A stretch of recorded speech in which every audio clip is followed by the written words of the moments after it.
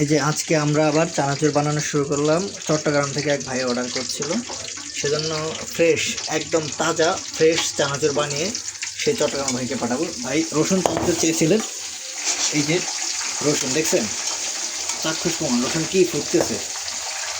এই জন্য আমরা রসুন ভাজার সময় এই ঢাকনা দিয়ে রাখি, যাতে রসুন ফুটে আশেপাশে মানে আমাদের হাতে গায়ে তেল না আসে।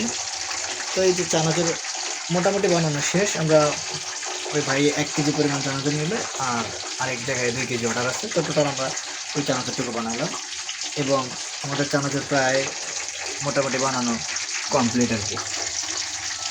তো রসুন চানাচুর একটু কষ্টদায়ক, রসুনটা যখন ভাজি তখন হলো রসুনটা প্রচুর ফুটে, সেজন্য একটু মাঝে মধ্যে একটু সমস্যা হয় আর কি।